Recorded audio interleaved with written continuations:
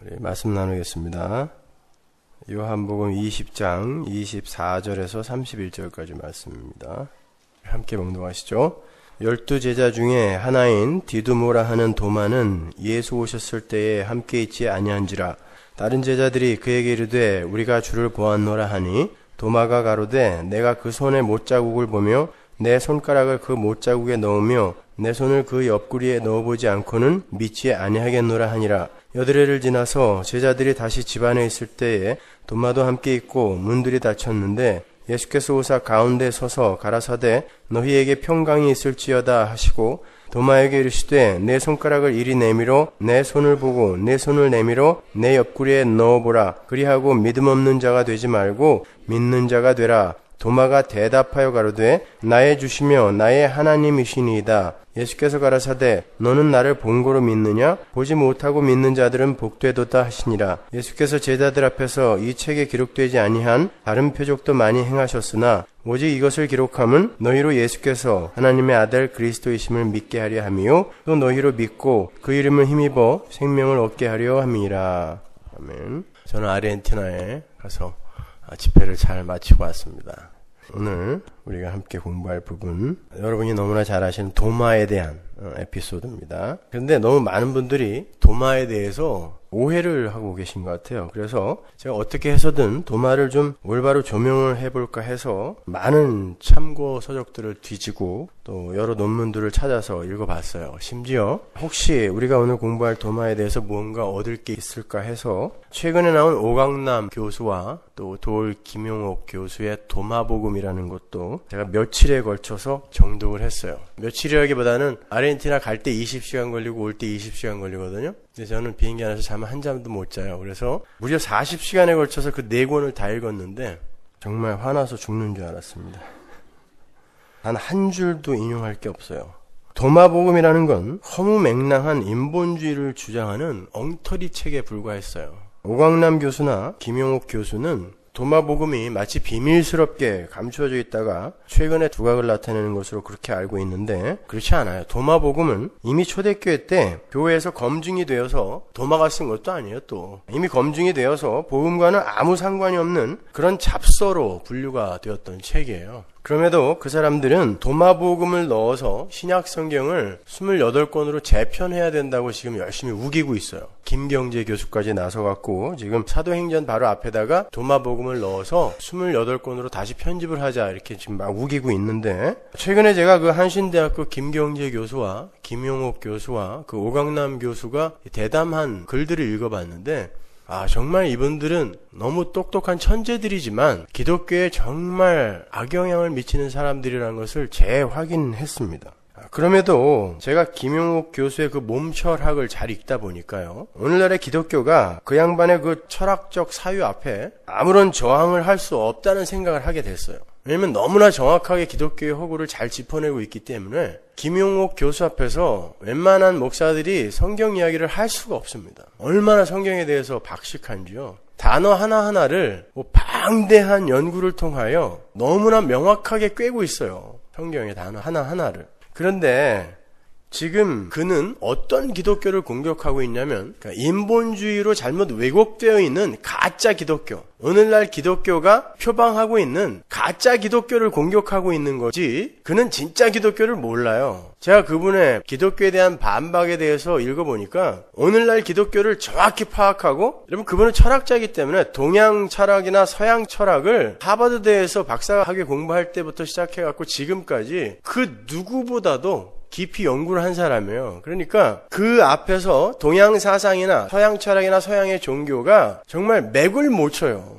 이게 어떤 경로를 통하여 이렇게 된 것인지를 정확히 짚어주기 때문에 그 앞에서 한마디도 할 수가 없어요. 그런데 그는 기독교를 잘못 생각하고 있어요. 그가 비판하는 기독교는 비판받아 마땅할 기독교가 맞아요. 그리고 헬라 철학의 이원론에 아주 깊이 물들어 있는 그런 가짜 기독교가 맞는데 그건 인본주의적 관점에서 그의 철학 사상인 몸철학이 완전한 인본주의적 사상이거든요. 그리고 그 안에는 범신론도 들어있고 아주 잡탕이에요. 그런 관점에서 그가 동양 사상이나 우리 우리 기독교를 바라볼 때 이건 뭐 너무 낮은 수준의 철학의 걸음마도 안 되는 그런 수준의 사상이요 종교인 거예요. 그러니까 마땅히 그가 공격할 만해요. 근데 제가 그분의 도마복음도 읽어보고 그분이 쓴 요한복음도 읽어봤는데 정말 그분은 하나님에 대해서 어떻게 이렇게까지 하나님에 대해서 모를까라고 생각이 될 정도로 본인도 웬만한 신학자들을 자기가 가르친다고 하는데도 불구하고 성경에 대해서는 너무나 연구를 많이 했는데 하나님을 모르더라는 것이죠. 근데 도올 김용옥 교수가 갖고 있는 몸철학 사상에 의해서 준하여 성경을 보게 되면요, 도마복음이 이게 완전한 인본주의거든요. 인간도 신이 될 수 있고 인간의 노력, 열심으로 개인과 사회를 구원할 수 있다가 도마복음이거든요. 그러니까 그나마 이 발견된 도마복음이 성경의 핵심이다라고 이야기할 수밖에 없는 거예요, 이 사람이요. 근데 많은 지식인들이 지금 그들의 사상에 넘어가고 있어요. 그래서 도마복음을 정경으로 다시 넣자, 니케아 공의회처럼 다시 공의회를 열어서 성경을 다시 67권으로 만들자, 그런 거에 많은 이들이 동조를 하고 있거든요. 정말 얼토당토한 이야기예요. 그가 동양 사상을 서양 철학으로 공격하고요, 서양의 철학이나 서양 종교를 동양 사상으로 공격하는데 정말 기가 막히게 공격을 해요. 그러니까 동양 사상이나 철학, 서양 철학이나 서양 종교가 전부 인본주의에 지금 빠져서 그가 휘두르는 칼에 추풍 낙엽처럼 떨어지고 있는 거예요. 왜냐면 너무 명확히 파악을 하고 공격을 하니까. 그러나 여러분, 기독교는 그런 게 아니에요. 절대 아닙니다. 성경은 우리 인간의 가능성을 부인하고 부정하고 있지 절대 인간의 가능성을 격려하고 있지 않다라는 것을 명심하셔야 돼요. 근데 도올의 눈에는 오늘날 기독교가 인본주의로 사람을 위해 존재하는 종교로 보이는 거예요. 그럴 바에는 이 기독교가 왜 필요하냐는 것입니다. 다른 동양 사상이나 노자나 장자나 다 그 이야기 하고 있는데 왜 꼭 기독교냐는 거예요. 그러니까 예수를 부인하지도 않지만 기독교만이 유일한 길이라는 것도 인정하지 못한다는 것입니다. 그의 일가를 오늘날 기독교가 귀담아 듣고 과연 우리가 무엇이 잘못되었는가를 반성할 필요는 있어요. 그걸 배울 필요는 없지만, 도마복음은 선악과를 따먹고 하나님처럼 되려 했던 타락한 존재들의 마귀적 속성을 그대로 표현해 놓은 그런 책에 불과해요. 그래서 저는 그런 신학자들의 견해를 그냥 뒤집어 엎고 성경 안에서 이 도마의 에피소드를 그동안 제가 해석해온 그대로 해석을 해드리려고 해요. 제가 시간을 낭비함으로 해서 여러분은 시간을 버르신 거죠. 그죠? 안 읽어도 된다. 책값도 비싼데 하여튼 쓰레기를 돈 주고 샀어요, 저는. 불트만을 비롯한 많은 학자들이요, 요한에 의해 쓰인 요한복음은 우리가 지금 읽은 요한복음 20장 31절까지라고 주장을 하고 있어요. 그들의 주장에 의하면 우리가 오늘 읽은 본문이 이제 요한복음 끝이에요. 끝. 그리고 21장은 후대의 요한 계열의 학파 사람들이 첨가해 놓은 거다, 뭐 이렇게 이제 주장들을 하는데, 불트만의 책을 보면은 이 요한복음의 어휘나 문체를 방대한 자료와 상세한 고증으로 이렇게 파헤친 뒤에 21장의 그 내용은 절대 요한의 저작일 수 없다라고 단언을 하는데, 그러한 문헌학적인 증명이 절대적인 것은 아니거든요.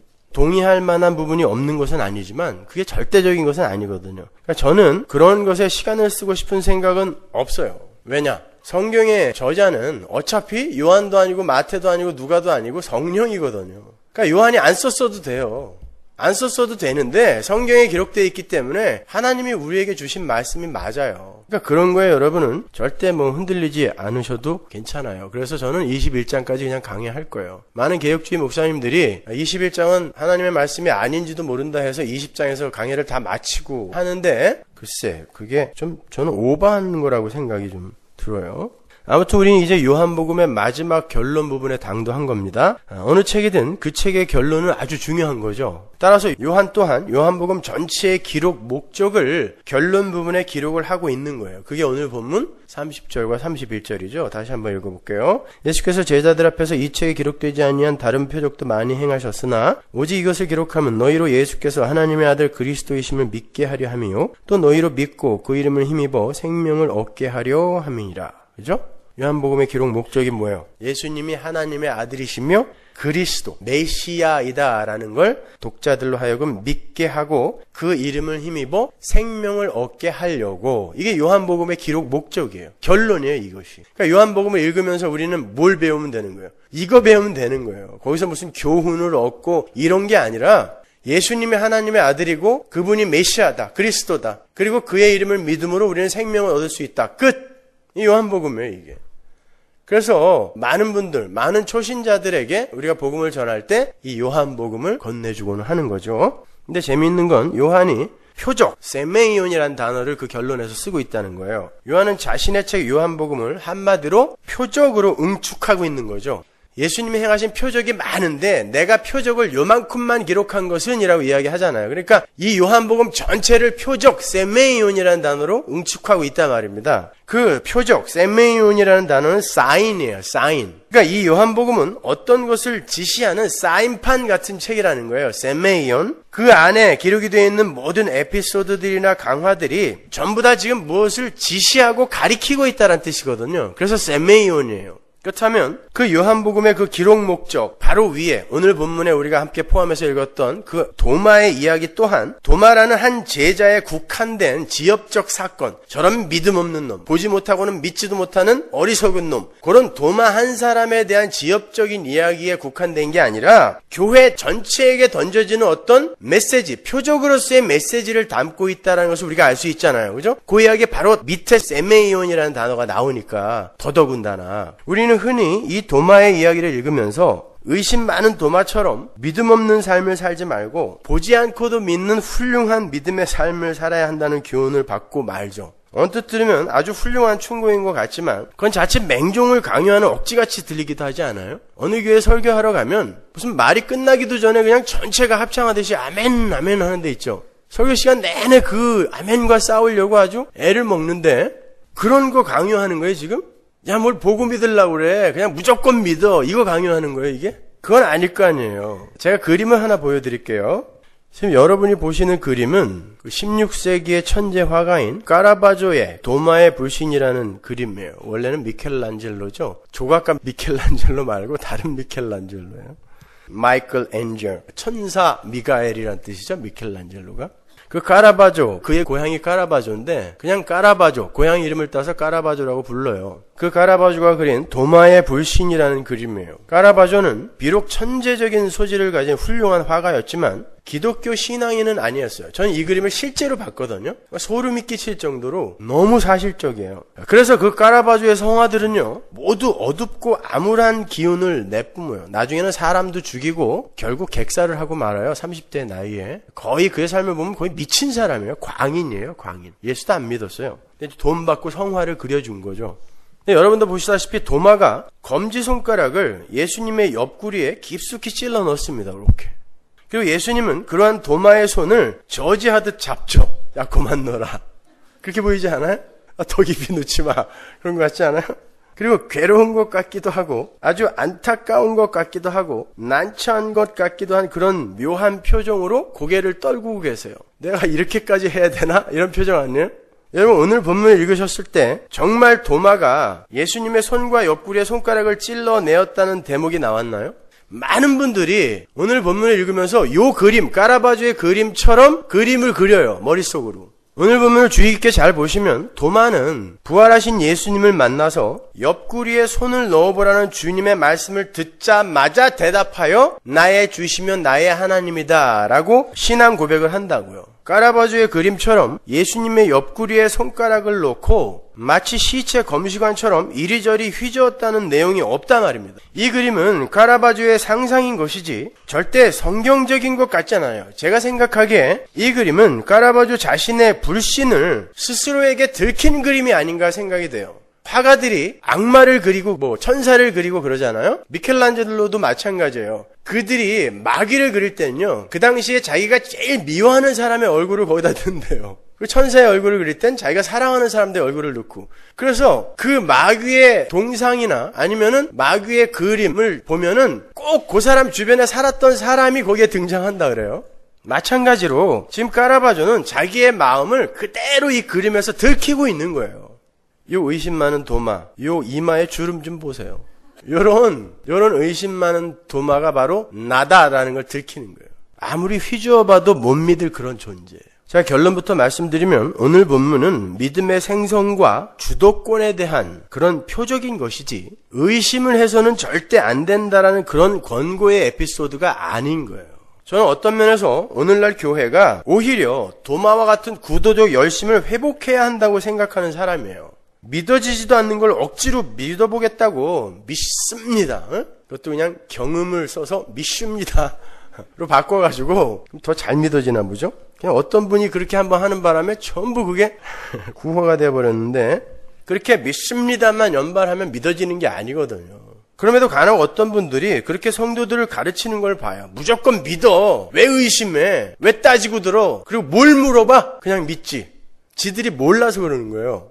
여러분, 물으셔야 돼요. 찾으셔야 돼요. 그리고 공부하셔야 됩니다. 그렇게 무조건 믿는 건 자기 최면이라 그러는 거예요. 그리고 자가 쇠뇌 작업이지 그건 믿음이 아니에요. 난 믿는 거야. 믿고야 말 거야. 이렇게 해서 그래 나는 믿는 걸 거야. 근데 또 의심이 들어. 그럼 막 허벅지 찔르면서 아니야 난 믿는 거야. 이건 믿는 게 아니에요. 근데 그렇게 믿도록 유도하는 사람들이 있다니까요. 사도행전 17장 보세요. 11절. 베레아 사람은 데살로니가에 있는 사람보다 더 신사적이어서 간절한 마음으로 말씀을 받고 이것이 그러한가 하여 날마다 성경을 상고하므로 그중에 믿는 사람이 많고 또 헬라의 귀부인과 남자가 적지 아니하나. 바울이 실라와 함께 베레아로 가서 베레아 사람들에게 복음을 전했어요. 11절에 그 말씀이 로고스거든요. 그러니까 바울이 설교를 하고 복음을 전하자, 로고스를 전하자, 예수 그리스도가 로고스로 오셨잖아요. 예수가 전해지자 베레아 사람들이 마음으로 그 로고스, 말씀을 받았대요. 근데 받았는데 그 마음이 어떤 마음이냐면 프로디미아, 준비된 마음이란 뜻이거든요. 이게 준비된 마음, 간절한 마음이에요. 진리를 알고 싶어하는 간절한 소원이 그들에게 있었단 말이에요. 무언가가 알고 싶은데 자기의 실력으로는 그 알에 대한 소원이 채워지지 않을 때 그 사람의 마음이 프로디미아거든요. 그런 간절한 마음이 있는 그들에게 말씀이 전해졌어요. 전해졌더니 그 말씀을 받았대요. 근데 말씀을 받고 그냥 땡이 아니라 이게 진짜 성경에 근거하여 옳은가 하여 또 가서 상고했대, 연구했다는 거예요. 이런 구도적 열심이 모든 성도에게 있어야 되는 거예요. 무조건 믿어 이거 아닌 거예요, 여러분. 아멘 5만 번 하면 된다? 믿겨진다? 천만의 말씀이에요. 뭐 주여 주여 500번 하면 믿어진다? 아니에요. 의심이 사라져요? 의식이 사라져요? 힘 빠져서. 그러니까 그렇게 맹종하라는 그런 의미가 아닌 거예요. 저는 지금 여기에 나오는 도마의 의심을 그렇게 보고 싶어요. 생각해보세요. 잠깐 어디 다녀왔더니 다른 제자들이 모두 예수님의 부활을 봤다 그래요. 그런데 그 제자들은 여전히 다락방에 숨어서 문을 잠그고 두려워서 덜덜 떨고 있어요. 자기 생각에는 부활하신 예수님을 봤으면 제자들이 이렇게 남아있으면 안 되거든요. 여드레 후에 예수님이 다시 찾아왔을 때도 그들이 문을 잠그고 모초에 숨어 있었단 말입니다. 도마는 그런 의심이 든 거예요. 진짜 예수님이 살아났다면, 우리 스승이 살아났다면, 그리고 니네 앞에 나타났다면 왜 너희들은 아직도 이 모양이냐라는 의심이 들었을 거 아닙니까?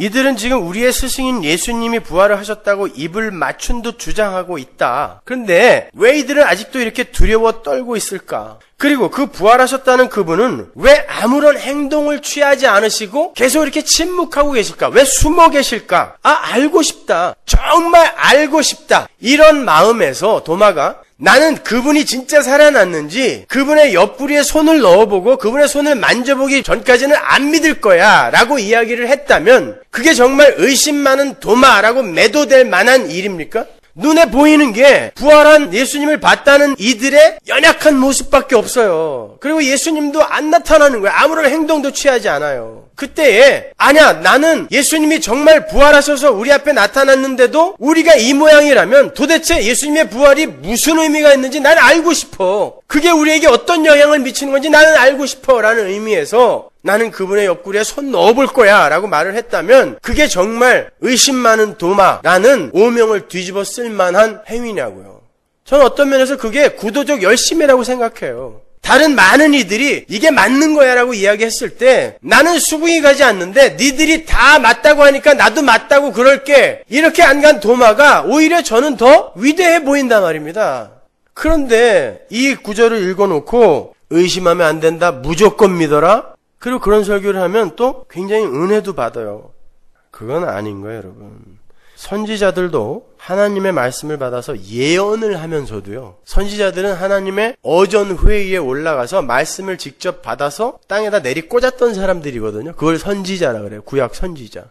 그런데 그들도 그렇게 말씀을 전해놓고 이게 도대체 무슨 뜻인가 하여 연구했단 말이에요. 베드로전서 1장 10절 보세요. 이 구원에 대하여는 너희에게 임할 은혜를 예언하던 선지자들이 연구하고 부지런히 살펴서 자기 속에 계신 그리스도의 영이 성령이 그 받으실 고난과 후에 얻으실 영광을 미리 증거하여 연구하고 부지런히 살폈더니 그들 안에 있던 성령이 가르쳐 주셨다는 뜻이에요. 어느 시 어떠한 때를 지시하시는지 상고하니라. 따라서 우리 성도들은 도마와 같은 구도자의 열심을 반드시 갖고 있어야 돼요. 믿어지지 않는 걸 무조건 믿으려고 하시면 안 돼요, 여러분. 배우셔야 돼요. 궁금해하셔야 돼요. 더 많이 궁금해하셔야 돼요. 더 많이 물으셔야 되고. 그러한 구도자의 열심과 불신은 당연히 구별이 되는 개념이에요. 구도자의 열심은 의심이라 불릴 수도 있는 것이지만 참된 믿음에 대한 열망에서 나오는 것인 반면에 불신으로 향하는 의심은 믿겠다는 의지가 믿지 않겠다는 의지가 전제된 개념인 거예요. 저는 전자의 열심을 내어놓으라고 말씀을 드리는 거예요. unbelief와 doubt는 완전히 다른 개념이란 말입니다. 그 탁월한 기독교 변증가인 오스 기니스는 회의하는 용기, God in the Dark라는 책 있죠? 회의하는 용기라는 그 책에서 불신앙과 의문을 명확히 구별해줘요. 불신앙은 믿지 않기로 선택을 한 것을 말하고 그건 죄예요. 그걸 성경에서 성령 회방죄라 그래요. 목사가 하는 일을 반대하는 게 성령 회방죄가 아니라 불신앙이 성령 회방죄인 거예요. 그러나 의문은요, 믿으려 하지만 믿어지지 않는 걸 말하는 거예요. 그것은 죄가 아니에요. 오히려 진리에 대한 열정일 수 있단 말입니다.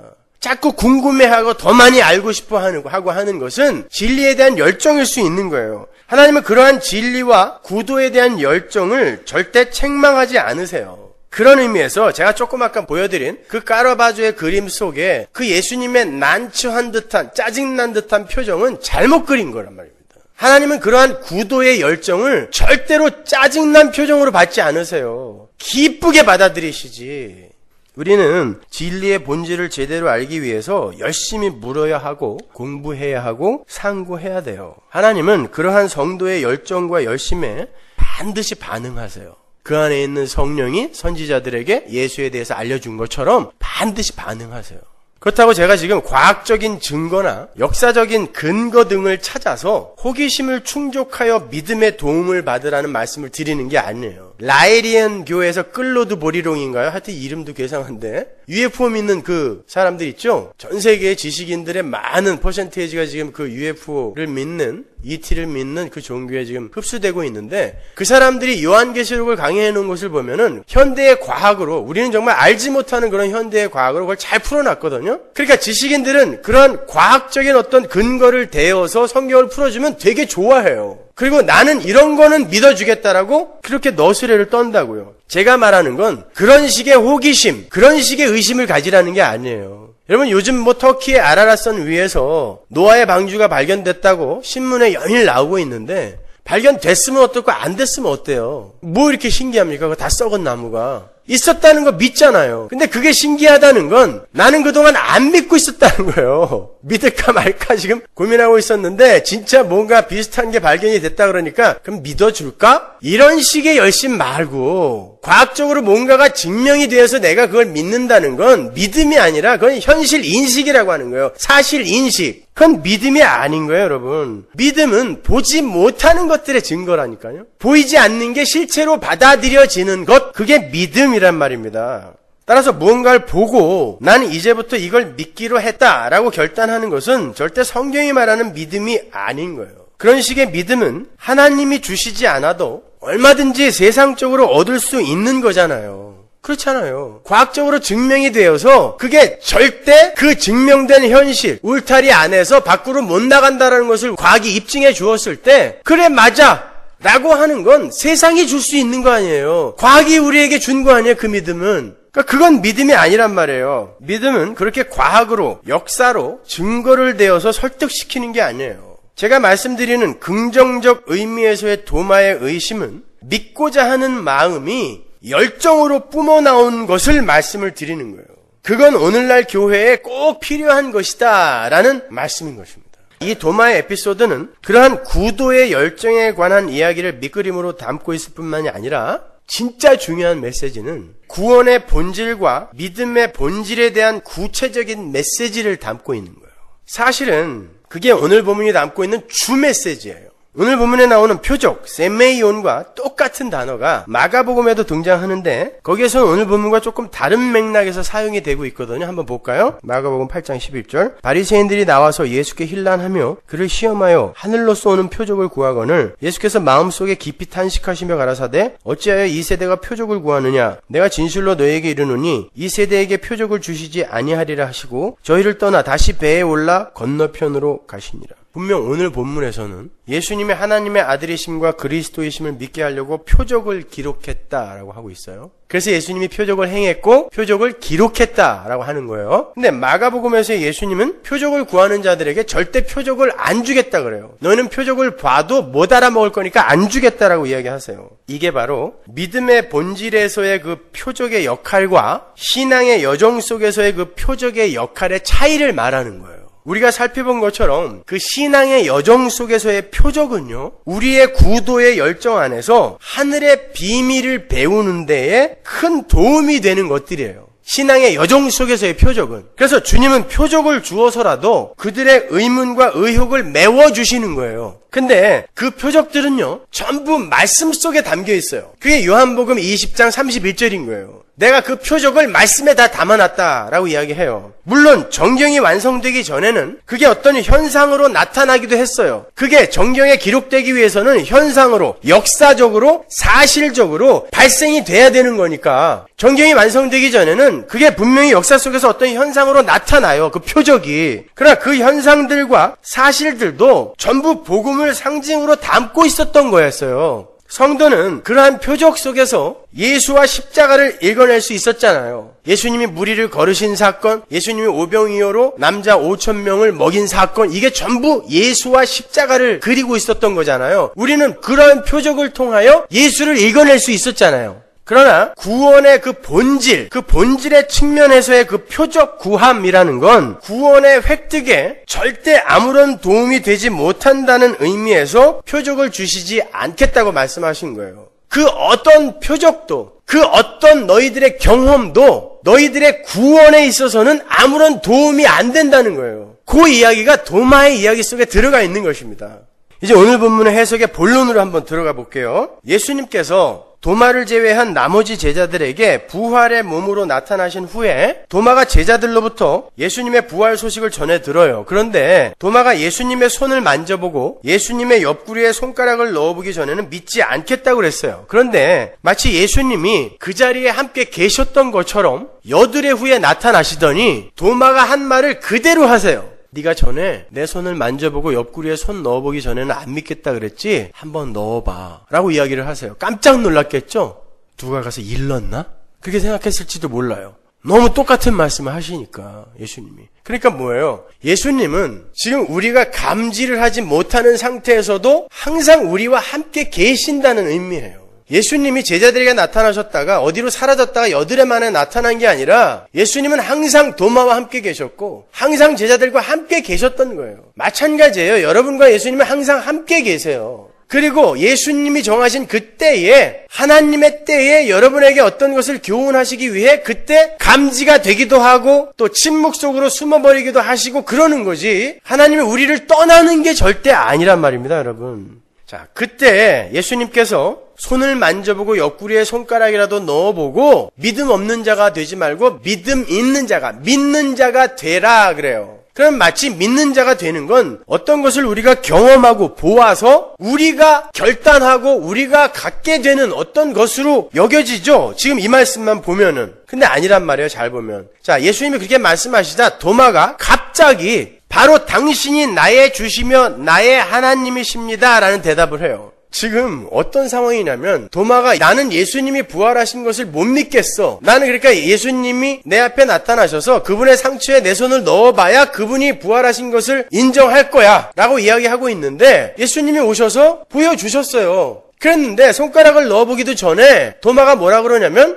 예수님 당신은 진짜 부활하신 예수님이 맞네요가 아니라 나의 주시네요 그랬어요. 너는 내 상처에 손가락을 넣어보고 믿음 있는 자가 되라 그랬더니 도마가 당신은 나의 주인이십니다라고 이야기를 해요. 지금 이런 얘기예요. 도마는 지금 자기의 신앙에 어떤 몇 가지 결핍이 있는 거라고 생각하고 있는 거예요. 그러니까 신앙의 과정 중에 많은 훈련과 노력과 지식이 필요한데 자기에게는 지금 다른 제자들과 다른 결핍이 하나 생겨버렸어요. 뭐가 생겼냐면 다른 제자들은 다 본 예수님의 부활의 몸을 나만 못 본 거예요. 그러니까 내가 그것만 보면 나는 너희만큼 될 수 있을 거라고 생각을 하고 지금 도마가 나는 손가락을 넣어보기만 하면 너희 자리로 금방 올라갈 수 있어 라고 믿음을 오해하고 있는 거예요. 근데 그 손가락을 넣어보기 전에 예수님이 나타났어요. 부활하신 예수님이 나타나서 아브라함과 이삭과 야곱을 만났던, 모세를 만났던 그 만남, 하나님과 하나님 백성의 만남이 이루어지자 이 도마가 당신이 믿음의 주인이군요를 깨달은 거죠.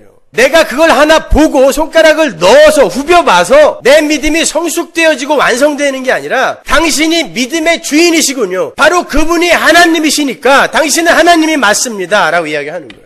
손가락을 넣어보기 전에 예수님이 나에게 믿음을 주시는 분이다라는 걸 이 도마가 알았다는 뜻이에요. 그래서 거기에 큐리오스라는 단어가 나오는 거예요. 당신이 믿음의 주인이시군요. 믿음의 주도권의 문제란 말입니다.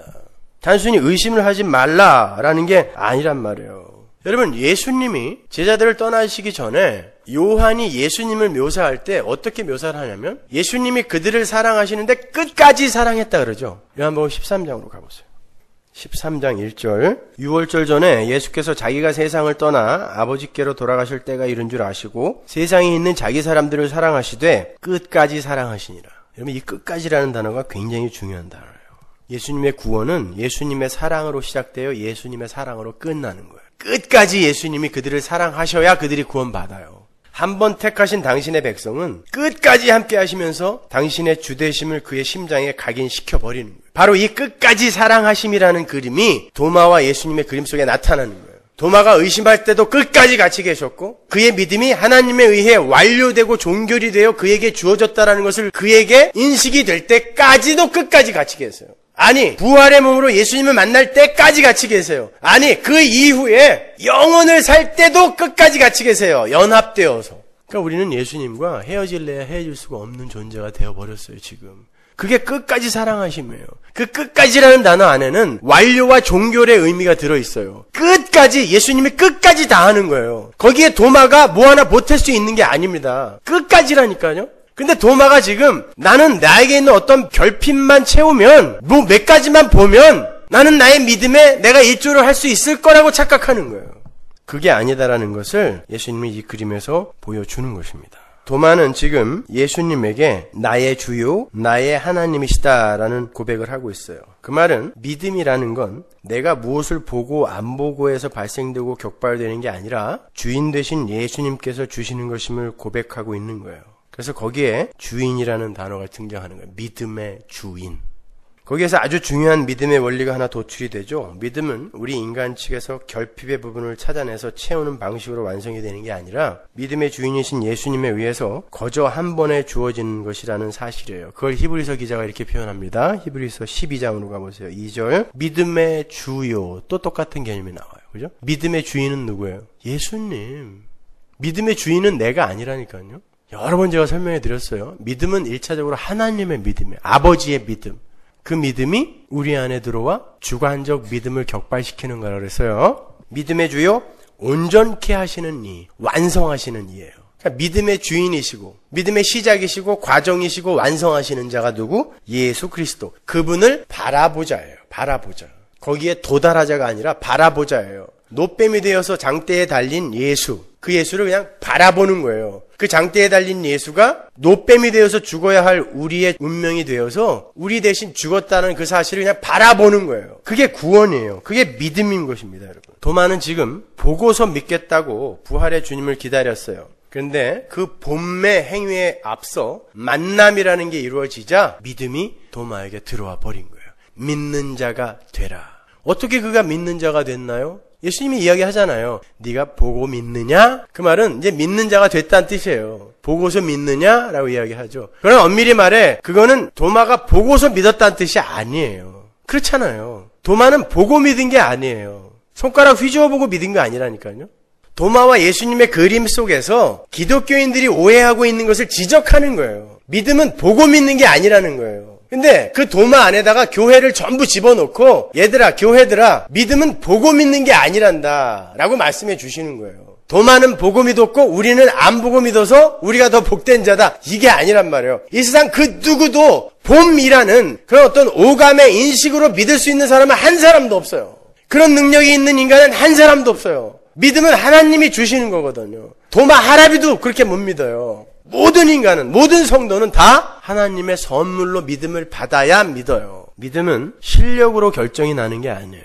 예수님은 십자가에서 보여주는 방식으로서의 구약적 믿음 수여 방법을 철수해 버리시는 거예요. 그래서 오늘 본문에 복이라는 단어가 등장해요. 본문 29절 보세요. 예수께서 가라사대 너는 나를 본고로 믿느냐? 보지 못하고 믿는 자들은 복되도다 하시니라. 여기서 주의해야 할 게 도마는 보고 믿은 자고 우리는 보지 못하고 믿은 자라는 잘못된 구별이에요. 잘못된 구별이에요. 이 세상 그 누구도 자기의 오감의 인식을 근거로 해서 믿을 수 있는 사람은 없다 그랬어요. 예수님께서 지금 도마에게 너는 나를 본고로 믿지만 그건 한 수 아래의 믿음이야. 이제 보지 못하고도 믿는 사람들이 나올 텐데 그들이 진짜 복받은 사람들이다. 이렇게 말씀하시는 게 아니에요. 도마도 예수님의 부활을 못 본 상태에서 예수님을 믿게 된 거고요. 모든 도마 이외의 모든 성도도 예수님의 부활을 말씀을 통하여 전에만 듣고 믿는 자가 된 거예요. 예수님의 그 십자가의 현장에서 예수님을 믿었던 사람 한 사람도 없어요. 그냥 다 전에 들은 거예요. 전에 듣고 믿는 거예요. 예수님이 부활하셨는데도 고기 잡으러 갔어요. 못 믿어요. 오순절날 성령이 강림하여 그들에게 뚫고 들어갔더니 그때 믿음이 오는 거예요. 믿음은 그런 방식으로 오는 거란 뜻입니다. 우리가 뭔가를 보고 경험하여 오는 게 아니라 예수님을 골백번 봤어요. 40일 동안 예수님이 그들과 함께 있었으니까. 그럼에도 불구하고 그들이 믿지 못했어요. 계속 고기 잡으러 가고 계속 문 잠그고 두려워 떨고 있었는데 어느 날 성령이 믿음으로 예수가 지혜가 뚫고 들어와 버리니까 그들에게 믿음이 생긴 거예요. 도마의 그림은 바로 그 그림을 이야기해 주는 거예요. 예수님이 지금 도마에게 네가 지금 나를 본고로 믿은 게 아니라 내가 너를 만나러 오자 내가 너의 주인이며 하나님인 것을 고백했다. 그것이 본고로 믿어진 것이 아니라는 것은 네가 더 잘 알 거야. 하나님의 복을 받은 자들, 하나님의 백성들은 바로 그러한 모양으로 구원을 얻게 될 것이다 라고 말씀하시는 거예요. 그러니까 보고서 믿는 믿음, 그 방법을 철회해 가시는 거예요. 지금 이제 십자가에 의해 성령 강림에 의해 보지 못하고 보지 못해도 믿는 너희 인간들 중에 의인은 없나니 하나도 없기 때문에 실력이 있는 자가 하나도 없기 때문에 보고서 믿음에 도달할 수 있는 자가 하나도 없어서 그 방법으로밖에는 못 가. 그래서 내가 너희들에게 성령을 보내요. 믿음을 보내요. 믿게 할 거야. 그게 복이란다 라고 이야기하는 거예요. 그 복을 받은 자예요. 여러분들이요. 근데 자꾸 뭘 보여달라고 그러시죠. 지금이라도 예수님이 저 천장을 열고 한번 이렇게 나타나 주셨으면 좋겠죠. 아니면 내일이라도 태평양이 쫙 갈라지면서 예수 믿는 자들만 건너가라 한번 걸어봤으면 좋겠어요. 여러분의 삶 속에 기적이 일어나서 여러분의 문제가 빨리 해결됐으면 좋겠죠. 뭘 봤으면 좋겠죠. 그럼 내가 더 믿을 것 같아. 하나님 내일까지 내가 2,000불이 필요해요. 이거 없으면 우리 당장 집에서 쫓겨나요. 내일까지 보여주세요. 안 보여줘. 보여주면 믿음이 더 커질 것 같아. 그 하나님을 더 신뢰할 것 같아요. 그죠? 그게 안 된단 말입니다, 여러분. 우리는 그렇게 하나님이 한번 도와주면요, 계속 그 하나님을 이용하지 절대 믿음의 성숙으로 못 가져가는 사람들이에요, 우리는요. 제가 경험해봐서 알아요. 진짜로 하나님이 이렇게 몇 번 주니까 그 다음에 그렇게 안 해주니까 원망이 되더라고요. 이번 달에는 어디 가셨나? 그런 식으로 예수님을 우리가 받아들이게 되면 나중에는 그 예수님이 우리 안 도와줄 때 미워져요. 그러니까 여러분 사람들 도와줄 때 조심해서 도와주세요. 한 10년 도와주다가 11년째 그 사람의 자립심을 키워주기 위해서 안 도와주잖아요. 10년 도와준 거 다 날아가고 원수돼요. 그러니까 상대방을 나의 유익의 어떤 근거로, 방법으로, 도구로, 수단으로 보게 되면은 그와의 관계는 절대 영원히 못 가요. 예수님은 우리에게 그런 분이 아니에요, 여러분. 여러분 한번 우리가 잘 생각해 보자고요. 주님은 지금 보여주지 않고도 믿게 하는 걸 복이라 그러세요. 복. 예? 그렇다면 복이라는 거 안에는 종결성과 완료성이 함유되어 있는 거죠. 왜? 믿지 않고 보는 게 복이라 그랬으니까 복은 내가 뭔가 기여해서 받는 게 아니란 뜻이죠. 보지 않은 상태에서 나에게 주어지는 게 복이랬으니까. 그러니까 복 안에는 이 종결성과 완료성이 함유되어 있는 거예요. 보여주지도 않은 상태에서 복이라는 것에 의해 믿음이 들어가게 되는 것이라면 그 복은 그 자체로서 완료적이란 말이에요. 그런데 도마는 지금 그러한 완료적이며 종결적인 복을 쥐고 계신 분 앞에서 미완료적이고 미종결적인 모습으로 어떤 결핍을 스스로 채우려고 하고 있는 거예요. 쉬운 말로 말씀드리면 미완료되고 미종결되어진 그 상태에서 나타나는 현상이 뭐죠? 발전, 부흥, 성공, 미완료니까 개혁주의는 그걸 성화로 알아요. 복은 분명히 완료적이고 종결적인 면을 갖고 있는 거예요. 전제하고 있는데 도마가 지금 하나님 나는 뭔가를 보여주면은 나는 한 발 더 올라갈 수 있을 것 같은데 그거 한번 해주세요 하고 미완료로 다가가고 있단 말입니다. 미종결로 다가가고 있어요. 거기서 예수님이 종결, 복을 선언해버리는 거예요. 보지 못하는 게 복이다. 그거는 복 자체가 완료와 종결을 함의하고 있는 거란 말입니다. 따라서 여기에 우리가 어떤 성숙이나 발전을 보탤 이유가 없는 거예요. 필요가 없는 거예요. 예수님이 지금 그 이야기를 하고 있는 거란 말입니다. 그러니까 복은, 믿음은 그 자체가 완성품이며 완료적이에요. 종결되어 있단 말입니다. 그게 복이에요. 그러니까 성화의 개념 또한 우리가 발전되어지고 향상되어지는 게 아니라 새로운 피조물로서의 원래의 우리의 모습을 찾아가는 거예요. 내 안에 이미 완성되어 있는 그 복의 실체, 새 생명의 실체를 이 옛사람의 껍데기를 폭로당하면서 부인당하면서 하나하나 껍데기가 벗어지는 만큼 드러나는 거지. 내가 노력을 하여 많은 체험을 하여 믿음을 완성시키고 또 내가 더 나은 존재로 향상되는 게 아니란 말이에요. 그걸 성화라고 하지 않아요, 성경은요. 그러니까 이런 것을 우리가 성화라고 하고 있고 기독교가 이걸 추구하고 있으니까 그러면 범신론, 불교나 힌두교나 이슬람이나 뭐가 다르냐 하고 도리 마구 난도질을 하는 거예요, 기독교를. 더더군다나 이 동양 사상이나 서양 철학을 왕창 끌고 들어와서 도마복음 하나 쓰는데 레퍼런스가 200권이 넘어요. 대단한 사람이죠. 그걸 다 자기가 갖고 있대요, 그 책을.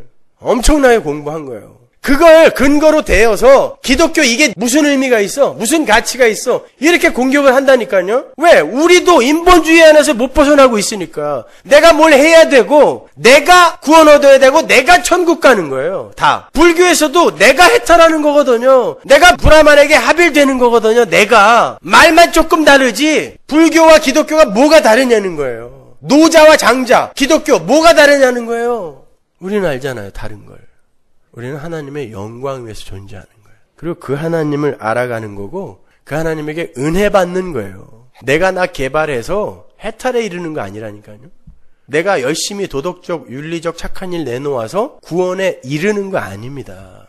내가 어떻게 구원을 얻게 되었는지 그리고 왜 나는 내 밖에 있는 어떤 존재로부터 구원을 받아야 하는지 그 무력함과 불가능함을 폭로당하는 거예요. 인정하는 거예요. 그 속에서 내가 비워지고 하나님이 내 안에 들어와 착한 일을 하시는 거예요. 그러나 분명 내가 노력하는 것으로 보이고 내 안에서 착한 일이 나오는 것처럼 보여요. 그래서 밖에서 볼 때는 열심히 노력해서 착하게 사는 것처럼 보이지만 그래서 도올도 기독교는 그런 거라고 이야기하지만 우리는 아닌 거 알잖아요. 하나님이 하시고 하나님이 끝내신다는 걸 우리는 알잖아요.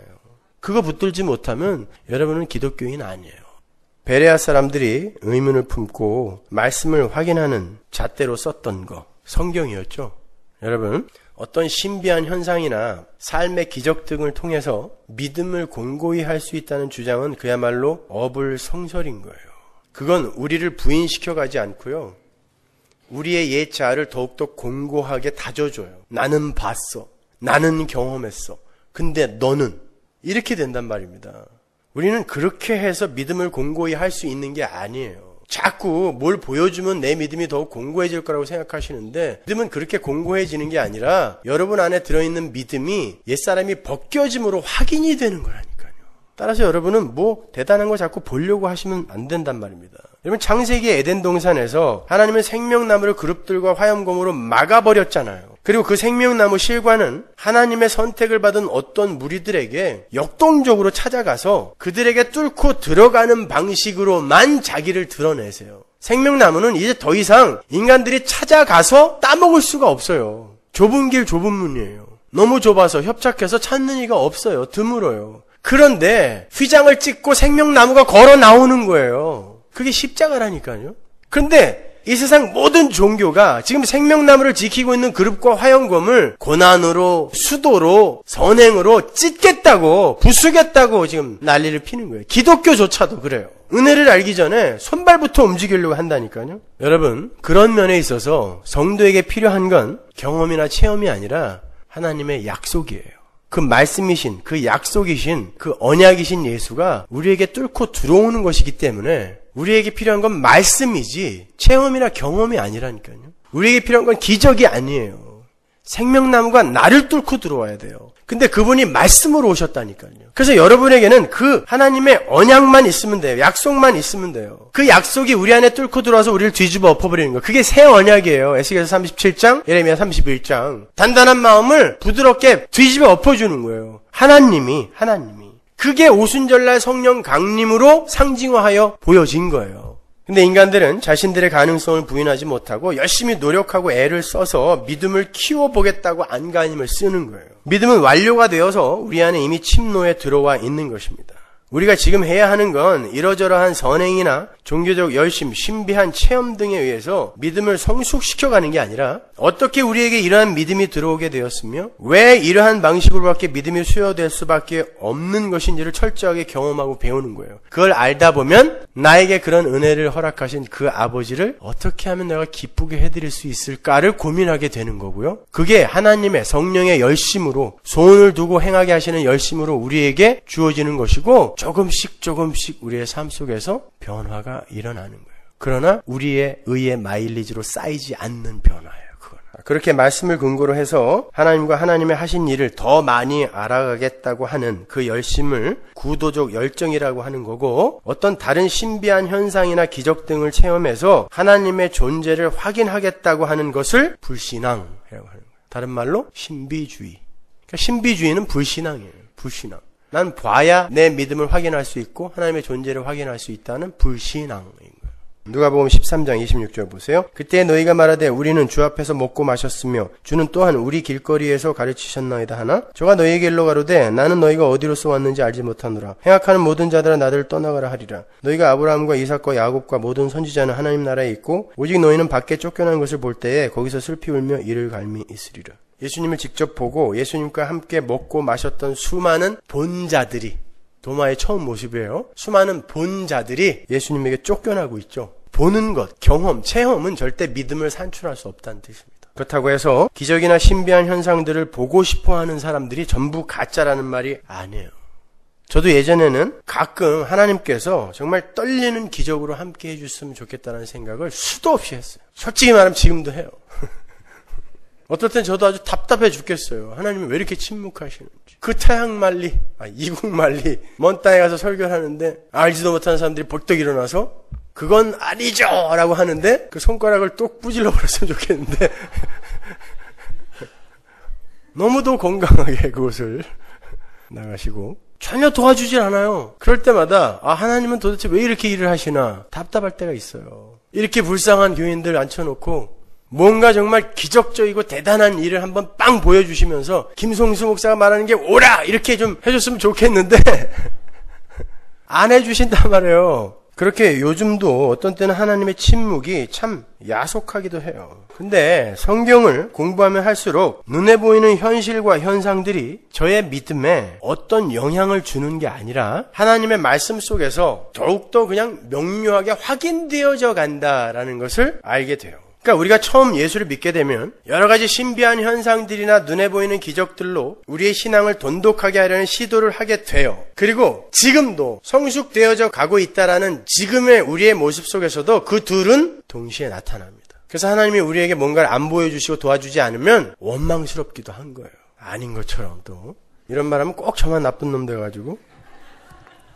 그렇게 우리는 여러 가지 신비한 현상들이나 눈에 보이는 기적들로 우리의 신앙을 돈독하게 하려는 시도를 하게 되지만 결국 하나님의 언약의 말씀만이 우리의 믿음을 주관한다라는 것을 확실하게 깨닫는 것으로 자라가는 거예요. 다른 말로 완료된 하나님의 복이 우리를 침노에 들어와서 우리를 시작부터 끝까지 부수고 다시 창조해서 새로운 피조물로 만들어내는 것이 구원이다라는 걸 깨닫고 점점 다른 외부적 증거나 나의 열심을 근거하지 않고 하나님의 은혜만을 의지하는 자로 환골탈태하게 되는 거예요. 그러니까 다 과정이라고 생각하시면 돼요. 의심 많은 도마에서 하나님의 열심에 의해 복에 의해 완성된 주님의 은혜만을 의지하고 믿는 도마가 되는 것, 손가락으로 후비려고 왔다가 하나님의 은혜의 공격으로 인하여 그냥 그 자리에서 완료된 믿음을 선물 받는 믿음의 도마가 되는 게 신앙생활이란 말입니다. 그러니까 의심 많은 도마 그러지 말고 의심 많은 나라고 이야기하세요. 여전히 의심 많은 나. 그런데 내 안에 이렇게 나는 의심 많고 손가락으로 후벼봐도 못 믿을 놈인데 하나님께서 완료된 종결된 당신의 열심으로 그렇게 완성하신 복 선물로서의 믿음을 나에게 심어줌으로 말미암아 내가 구원에 이른 것이다 라고 하나님의 은혜를 더욱더 꼭 붙들면 되는 거예요. 그때 우리에게 평강이 임하는 거죠. 왜? 지난주에 우리 공부한 거죠. 하나님이 다 하시니까. 테텔레스타이, 내가 다 이루었다. 그게 바로 평강이라 그랬어요. 예수가 다 이루었다. 예수님이 다 하셨다가 평강이에요. 그래서 예수님이 오셔서 평강이 있을지어다라고 2번 인사를 하셨잖아요. 그리고 우리는 제자들에게 후 하고 숨을 불어넣으시죠. 그게 창세기에서의 죽은 흙을 향한 하나님의 창조의 행위였잖아요. 이게 바로 구원이야. 그러니까 너희들 평강해 라고 이야기하는 거거든요. 불안해하지 마 라고 이야기하는 거야. 베드로야 너 3번 나 부인했지? 불안해하지 마. 제자들아 니네 다 도망갔었지? 불안해하지 마. 원래 니들은 그런 죽은 흙이야. 내가 너희들을 후 불어 생기를 넣어 창조하자면 안 되는 거야. 그러니까 평강이 있을지어다 샬롬 라고 얘기하는 거야. 그리고 3번째로 오늘 본문에서 또 평강이 있을지어다라고 이야기를 한단 말입니다. 그리고 도마의 이야기가 나오는 거예요. 도마야, 네가 손가락으로 아무리 내 흉터를 후벼도 너는 못 믿어. 그러나 내가 복으로써 내가 완료하고 종결시킨 믿음을 너에게 심어줄 거야. 그래서 너는 보지 않고도 믿는 자가 될 거란다. 그러니까 평강이 있을지어다 이야기하는 거예요. 거기서 평강이 있는 거예요. 우리에게 짐이 지어지면요, 요만큼이라도 지어지면 구원에 있어서 절대 평강하지 못해요. 어떻게 평강해요? 여호와 증인들처럼 그냥 또 아침에 일어나서 또 전도하러 가야 돼. 싫은데도 또 그냥 계속 웃어줘야 되고. 우리 집에는 막 꽃도 사오고 그래요. 빵도 사오고. 짐이에요, 그건. 짐. 평강 아니죠, 그거. 우린 그래도 착해서 그렇지. 진짜 막 물 끼얹고 소금 끼얹고 그러는 사람들 분명히 어저께 소금 맞았는데 또 가야 돼. 평강이에요? 덜덜덜덜 떨려요. 근데도 복 받으려고 가는 거야. 나중에 오는 세상에서 마이클 잭슨이 살던 그런 집에 살게 해준다니까 지금 조금 손해보고 투자해서 나중에 영원히 잘 살자. 그게 기복주의예요, 여러분. 그런 거 없어요. 절대 믿지 마세요. 요한복음 20장 26절 보세요. 여드레를 지나서 제자들이 다시 집안에 앉았을 때에 도마도 함께 있고 문들이 닫혔는데 예수께서 오사 가운데 서서 가라사대 너희에게 평강이 있을지어다 하시고. 그죠? 평강이 있을지어다. 또 나오죠. 여러분에게 평강이 있으세요? 은혜를 아는 만큼 평강이 있을 수 있어요. 아니면 불안해요. 그리고 수시로 내가 이러고도 구원받은 사람이 많나? 이런 생각에 시달리게 돼요. 샬롬, 평강이 있을지어다. 평강을 누리세요, 여러분. 예수께서 완료시켜서 우리에게 믿음을 주셨다니까요. 야고보서 1장 6절을 보면 오직 믿음으로 구하고 조금도 의심하지 말라. 보세요. 믿음과 의심이 나오죠. 의심하는 자는 마치 바람에 밀려 요동하는 바다 물결 같으니 이런 사람은 무엇이든지 죽게 얻기를 생각하지 말라. 두 마음을 품어 모든 일에 정함이 없는 자로. 자, 8절을 보면 두 마음을 품은 자는 모든 일에 정함이 없다 그러죠. 거기에서 정함이 없다는 게 안정됨이 없다는 뜻이거든요. 그러니까 평강이 없다는 뜻이에요, 그게. 두 마음을 품으면. 그러니까 믿음이 있다고 하면서 의심을 하는 자는 두 마음을 품은 자인데 사람이 두 마음을 품게 되면 안정이 없다, 평강이 없다라는 거예요. 하나님의 약속과 우리의 상식이나 견해를 동등하게 올려놓고 보는 것. 이게 두 마음이에요. 다시 한번요. 하나님의 약속과 언약과 말씀과 하나님의 뜻과 우리의 견해나 상식을 동등하게 올려놓고 보는 거예요. 예를 들면요. 베드로가 무리를 걸어서 내게 와라 라는 예수님의 말씀을 듣고 걸었는데 내가 어떻게 중력의 법칙을 만류인력의 법칙을 무시하고 이 무리를 거둘 수 있지? 나는 빠질지도 몰라 라는 베드로의 견해가 동등하게 두 마음으로 존재할 때 베드로는 빠지는 거예요. 하나님의 말씀에 나를 올인할 때 내가 비로소 물 위에 서게 되는 거거든요. 그러니까 그걸 의심이라 그래요. 그런데 우리는 끊임없이 의심을 해요. 여러분, 우리 모두는 죽는 날까지 두 마음 갖고 살아요. 어떻게 우리가 하나님의 말씀에 다 올인을 해요? 나는 올인을 해도 내 안에 있는 마귀가 나를 미혹하여 또 두 마음을 품게도 만들어요. 그러니까 우리는 죽는 날까지 두 마음을 품어요. 그런데 하나님의 말씀에 의해 요 다른 마음이 잠식되는 거예요. 조금씩 점령당하는 거예요. 먹히는 거예요. 그리고는 결국 이 믿음에, 하나님이 완료시켜준 믿음에 의해 요 내 육의 마음이 잡혀 먹는 거죠. 보세요. 도마가 두 마음을 갖고 와요. 분명히 예수님께서 나는 3일 만에 부활할 거라고 말씀하셨는데 그 말씀과 나는 보지 않으면 안 믿을 거야 갖고 와요. 우리는 교회는 평생 그런 마음으로 삽니다. 그런데 예수께서 완료시킨 그 복이, 믿음이 그 도마의 두 마음, 다른 마음을 완전히 그냥 박살내 버리시는 거예요. 그리고는 믿는 도마로 만들어 버리시는 거거든요. 그게 도마의 이야기인 거예요. 로마서 8장 30절 보세요. 또 미리 정하신 그들을 또한 부르시고 부르신 그들을 또한 의롭다 하시고 의롭다 하신 그들을 또한 영화롭게 하셨느니라. 그런즉 이 일에 대하여 우리가 무슨 말 하리요? 만약 하나님이 우리를 위하시면 누가 우리를 대적하리요? 자기 아들을 아끼지 아니하시고 우리 모든 사람을 위하여 내어주신 이가 어찌 그 아들과 함께 모든 것을 우리에게 은사로 주지 아니하시겠느냐. 잘 생각해 보세요. 우리가 조금 아까 야고보서에서 읽었을 때 두 마음을 품고 의심하는 자는 아무것도 못 받는다 그랬어요. 의심을 품고 기도하면은 하나님이 절대 안 준다라는 뜻 아니에요. 진짜 의심 안 품고 기도했는데도 안 준 적 있죠? 꼭 줄 것 같아, 이번에는. 그래서 의심 없이 기도했는데 안 준 적 있잖아요. 근데 의심하고 기도했는데 준 적도 있어요. 그죠? 어떨 때 기도 안 했는데도 줘. 그러니까 그런 공식을 이야기하는 게 아니란 말이에요, 이게. 이 말은 믿음으로 구하지 않는 자, 의심하는 자, 두 마음을 가진 자는 절대 아무것도 못 받는다. 근데 로마서에서 보면은 믿음을 선물로 받은 자, 예수를 선물로 받은 자는 그 아들과 함께 어찌 모든 걸 안 주시겠냐 그래요. 그러면 거꾸로 한번 생각해 보세요. 우리는 하나님이 모든 걸 다 주시기로 결정한 분이에요. 그러면 그 두 마음이 어떻게 된다? 반드시 하나로 합쳐지게 된다. 하나님의 뜻이 내 뜻이 되는 거예요, 이제. 그 자리로 끌려가는 걸 신앙생활이라 그래요. 그러려면 내 소원이 자꾸 부정되고 기각되는 거예요. 여러분의 일이 잘 되는 게 그게 하나님의 복이 아닐 수도 있는 것입니다. 우리는 하나님의 뜻에 나를 맞춰가는 거지 내 뜻에 하나님을 맞춰가는 게 아닌 거예요, 여러분.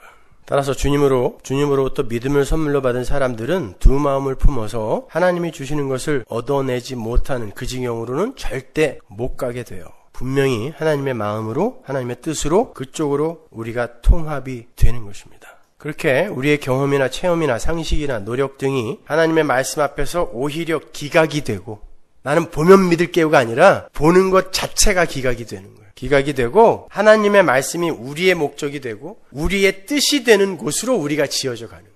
우리가 본 것이 우리의 믿음을 성숙시켜주는 게 아니라 오히려 눈에 보이는 게 기각이 되고 하나님의 말씀이 보이지 않는 믿음이 우리를 끌고 가는 그 자리로 우리가 가는 거란 말입니다. 그렇게 되면 점점 사물이나 현실을 바라보는 관점이 달라지게 되죠. 이 세상이 도덕과 윤리와 사회법 등으로 규정해 놓은 선이라는 개념도 하늘나라의 관점으로 바뀌어지게 되고요. 이 세상의 가치와 힘의 소유로 등급이 매겨지는 신분과 처지를 바라보는 관점도 달라지게 돼요. 왜? 눈에 보이는 게 이제 나에게 다른 관점으로 보이게 되거든요. 어차피 모든 사실은요, 팩트라는 건 보는 사람의 관점에 의해서 그 사람에게 재해석돼서 들어갑니다. 여러분이 잘 아시는 물컵에 물이 반이 있을 때 어떤 사람은 반이나 있네, 어떤 사람은 반밖에 안 남았어, 이렇게 보잖아요. 똑같은 팩트를 보는데 자기가 가진 관점에 의해, 세계관과 가치관에 의해서 그 팩트가 각자의 것으로 재해석되잖아요. 마찬가지인 거예요. 똑같은 팩트, 사실이 일어났는데 나의 관점이 바뀌면은 이 하나님이 나에게 복으로 주신 그 믿음에 의해 내 다른 마음이 점령당해 가기 시작하면은 여러분에게 닥친 현실이 다르게 인식이 돼요, 여러분에게. 옛날에는 이 현실이면은 목매달아 죽어야 되는데 이 믿음이 내 다른 마음을 먹고 나니까 아니에요, 그래도 행복해. 너무 기뻐. 너무 좋아요. 아니, 죽은 흙이 어떻게 기뻐해요? 설마 그런 질문을 하는 분 안 계시겠죠? 나 이제 아주 그냥 별의별 질문을 다 받아봐가지고 설교를 못하겠어. 기쁨이 있어요. 평강이 있단 말입니다. 안식이 있어요. 우리가 그걸 누리는 거예요. 새로운 관점에 의한 그 팩트의 인식에 의해서. 그때 우리는 진정으로 본다라는 것의 의미를 알게 되는 거예요. 보는 건 도마처럼 예수님의 흉터에다가 손을 넣어보는 그런 경험으로, 그런 체험으로 보는 게 아니라 우리는 이제 믿음의 눈으로 다른 걸 본다니까요. 다른 걸 봐요. 제가 다른 그림 하나 보여드릴게요. 한번 보세요. 이게 아이디언 하트의 그림인데요. 이것도 도마의 의심이에요. 근데 여기 보시면 아까 그 사람 그림하고 조금 다르죠. 여기선 도마가 어딜 보고 있어요? 아까는 흉터만 보고 있었잖아요. 현실. 이 사람은 예수님의 흉터를 만지고 그것도 자기가 만지는 게 아니라 예수님이 이렇게 끌어다가 만지게 하는데 눈은 예수님의 눈을 보고 있어요.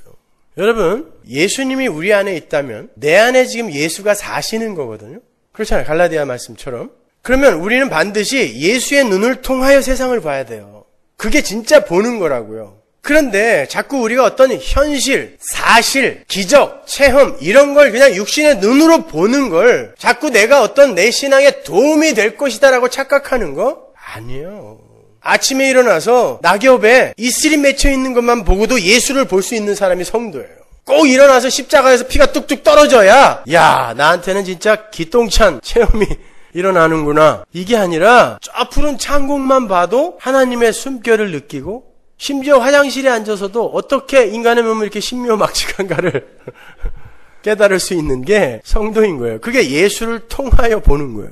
근데 우린 자꾸 우리가 이 세상이 만들어 놓은 가치관과 세계관에 의해 뭔가를 자꾸 보고 거기에서 도움을 얻으려고 하니까 계속 이 모양인 거예요. 아니요, 여러분. 도마는 바로 우리 자신이에요. 우린 그렇게 의심 많은 자이지만 그러나 하나님께서 우리의 눈을 바꾸세요. 관점을 바꾸세요. 그래서 결국은 고린도후서 5장에 바울의 고백을 받아내죠. 이제는 내가 다시는 모든 사람을 육체대로 알기로 하지 아니하노니. 예수님도 똑같은 말씀하셨죠? 어디서? 가늠한 여인 앞에서. 너를 정죄하던 자가 어디 있느냐? 다 갔습니다. 나도 너를 정죄하지 않는다. 내가 너를 기소하지 않는 한 세상 그 어떤 누구도 너를 가늠한 여자로 기소할 수 없어.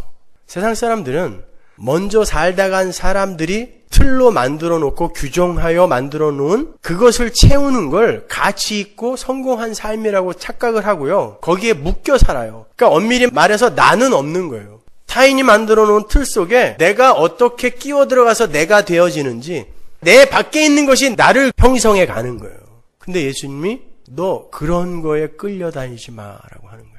간음하라는 말이 아니라 내가 너를 기소하지 않는 한 너는 간음한 자가 아니다는 거예요. 하나님의 눈으로 봤을 때 하나님이 용서하신 자가 어떻게 간음한 자일 수가 있냐는 것이죠.